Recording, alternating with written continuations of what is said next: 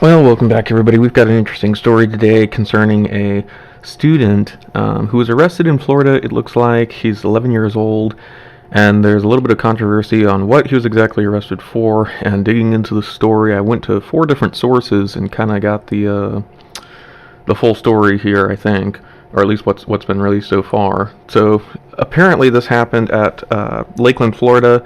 A middle schooler facing charges after the argument with his teacher. The 11-year-old student Loris Childs Middle Academy in Lakeland refused to stand for the Pledge of Allegiance. The teachers confronted him over it. Now, this was a substitute teacher, as I understand. Confronted him about the Pledge of Allegiance, not standing for it. The student refused to stand for it. The substitute teacher was unfamiliar with the policy of the school, stating that the standing for the Pledge of Allegiance was voluntary, and then told the student to stand again. The student continued to refuse, and then the teacher referred the matter to the principal of the school. From everything that I can find, the student or the teacher in no way violated the student's rights or acted inappropriately.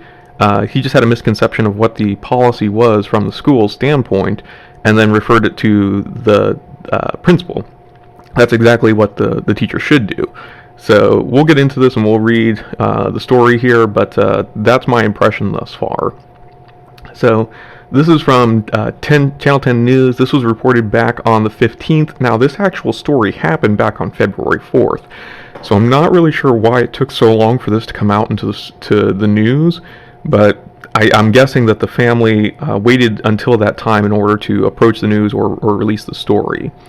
So Talbot said the son, or the mother of the child, said that the son normally didn't stand for the pledge, but last week he had a substitute teacher who instructed him to stand up. According to the arrest report, the boy told the sub that he wouldn't stand because the flag of the country is racist. So he has a view that this flag represents something that he doesn't want to stand for. That's fine. She told the son to go back to his homeland. Talbot said he was confused and said, "What do you mean, Africa?" She said, "Yeah."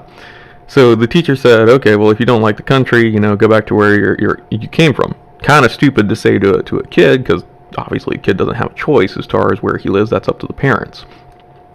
So that's when it's escalated. The teacher called the main office, the school resource officer, and the school's dean showed up. According to the arrest report, the child initially refused to leave, but eventually relented. The report said the boy cried and screamed, "I'm going to beat that teacher." Now, this is what the police report says is the reason for arrest, that and resisting arrest afterwards. "I'm going to get you all fired." The boy's mom doesn't believe that story. Well, she wasn't there. The teacher, the dean, the resource officer were all there, and that's what they said. So he was being treated like he did something wrong, and he's the victim. Well, threatening to beat somebody would be wrong. The teacher was charged with disruptive school function and resisting an officer without violence, which are misdemeanors. I don't think that resisting an officer without violence can really be classified, as a arresting offense. You have to have something before that, and they did in this case. They said that he was threatening the teacher, threatening to beat a teacher. That is a threat of violence. Again, this is a kid, 11-year-old kid, who's put into an escalating situation with a substitute teacher that he's unfamiliar with, who sounds as if they were inciting that kind of instigation or that kind of fight, making inappropriate comments to him. So the Polk County School District told Channel 10 News that students aren't required to stand during the pledge, but the substitute didn't know that. So again, she was unfamiliar with the policy, and she correctly referred that to the higher authorities within the school system. The district said it's looking to how the substitute teachers are trained, and that particular teacher won't be allowed back in the Polk County School. Now, I do think that that's a little bit over the top. She made an honest mistake as far as thinking that the policy said one thing when it didn't, and she took the appropriate course of action by contacting the school officer and the dean. What she did inappropriate was making those comments as far as you should go back to where you came from, but I think she was trying to engage the student into a conversation as far as why he held those beliefs or those views. And it probably deteriorated from there. Wasn't there, I don't know. Don't want to put a motive behind her statements that I can't substantiate, though. So the boy's mom wants the charges to be dropped. The school suspended him for 3 days, but Talbot has already moved him to a private school. Okay, so this sounds like a non-issue for the most part, although I do think that they're going to find a little bit of a dose of reality, and that private schools typically don't have near the leniency and tolerance for this kind of behavior that public schools do. So, but that was from Channel 10 News. The next story that had broke on this, or the next news organization that had kind of covered this, was the Crestview News Bulletin, and just talking about this 11-year-old being arrested. So the statements that he had made are expanded on a little bit here, is talking about that it was racist and national anthem is offensive to black people. He seems to have some ideology influences as for why he views this Pledge of Allegiance as particularly offensive. And I think that, if he holds those views, or if he's been educated to believe those views, that it makes reasonable sense for why he wouldn't want to support it. And I think that the teacher would be correct in challenging those views, to ask him why he believes that, telling him to go back to his home country, a kind of a stupid comment, but I can definitely see in the course of conversation how, somebody might make light of his views and saying something stupid like that you would normally say to adult, kind of ridicule them. Again, not appropriate to as a teacher to be using that kind of ridicule for a student. You can't engage them with that kind of conversational approach. So Kennedy said he wanted to make clear that the student was not arrested for refusing to participate in the pledge. Again, that makes perfect sense with the original report that we received. It was because of the violence that he threatened to the teacher. So Gary Gross, a spokesman for the Lakeland Police Department, said he could not legally comment because the case involved a minor charged with a misdemeanor.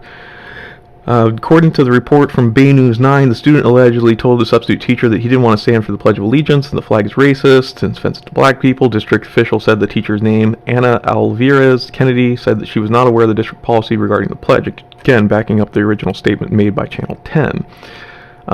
Derek, I'm probably going to butcher this name, Dakira Talbot, the boy's mother, told Bay News 9 that the teacher's actions were inappropriate and that her son should not have been suspended. Well, the teacher's actions being inappropriate was the comment that she made, I would think. I think that asking him to stand for the Pledge of Allegiance if she was under the impression that that was a policy, and then referring it to the higher authorities, certainly appropriate. I mean, what else is she going to do? What else could you ask her to do at that point? The comment that she made was inappropriate, but I don't think it rises to the level of a fireable offense. Re-education at most, I would think, would be substantiated here. The threat that her son made as far as physical violence towards somebody is certainly inappropriate and deserving of a suspension at minimum. She was wrong. She was way out of place, Talbot said. If she felt that there was an issue with my son not standing the flag, she should have resolved that in a way different manner than she did. No suggestion as far as how to do that. I don't see any problem with referring it to an authority such as the dean and the resource officer. And again, they can come in and say, well, it's not required, it's voluntary. Correct her on her opinion of the position of the school as it regards to standing for the Pledge of Allegiance, and the issue resolved. Not a big deal. When you have a student, however, threatening a teacher with violence, then it escalates to a whole nother matter. And that's what happened. This kid got himself in trouble by shooting off his mouth and threatening a teacher. And these titles that he was arrested after the Pledge of Allegiance, well, that's not really the reason he was arrested, even though the title leads you to believe that. So this is why I hate news articles and just news organizations in general, because they catch you with stories and they've got to sell papers. I understand that, but when you have a consistent misleading of the facts to what the contents of the story actually are, that becomes a problem. So let's see, nothing really interesting else in that article. This was in the Inquisitor. I think this was probably the most offensive article as far as in relation to the facts of the case.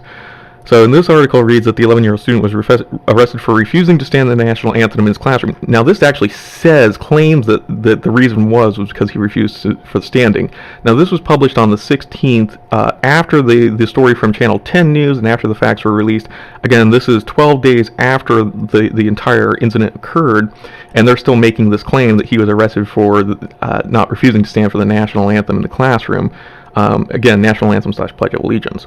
The incident took place in the Long Channels Middle School in Lakeland, Florida. A lot of yada yada. Offensive to black people. We're familiar with all of that. Again, he repeat the claim that he refused to stand for the Pledge of Allegiance, and that's the reason he was arrested. It talks about his mother. Here we go. So, darn you hyperlinks.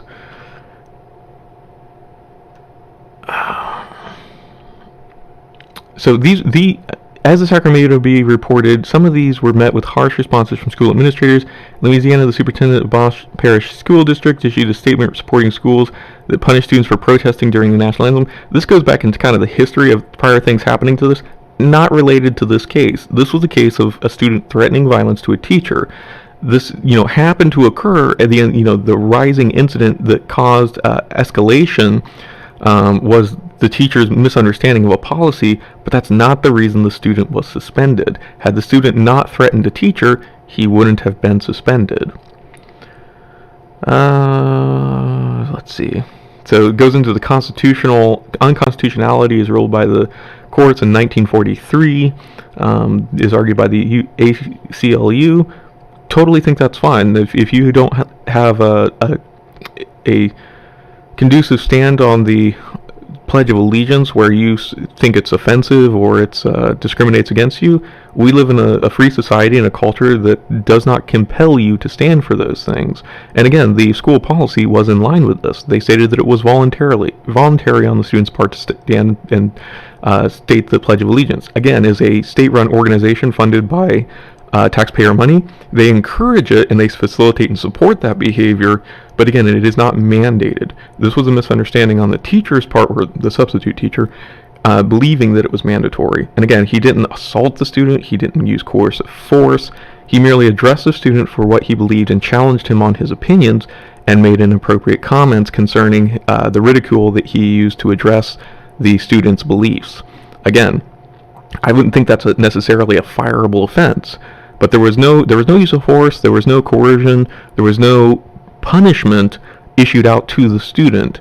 Again, when the resource officer and the dean were called, they corrected the situation and the teacher's misconception of the policy, and the student threatened the teacher. The student was arrested for threatening the teacher. You cannot allow students to threaten teachers, and was correctly arrested according to that.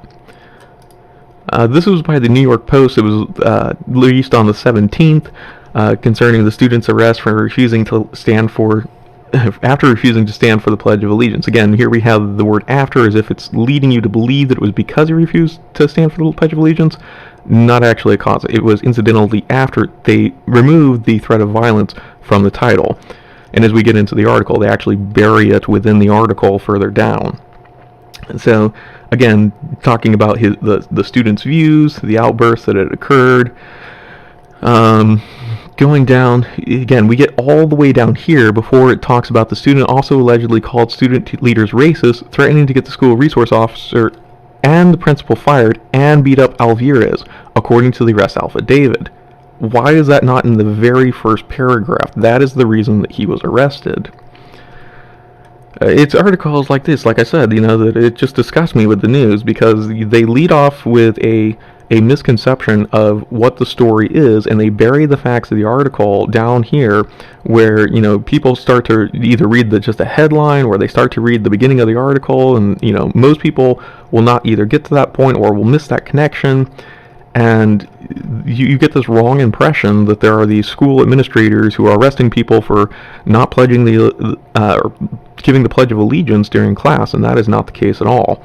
And it doesn't do the justice required to address the student's misconduct in threatening violence towards other people. So, anyways, that's the story that I've got. I hope you guys enjoyed it. Just something interesting to consider when you see these articles and kind of this misleading information.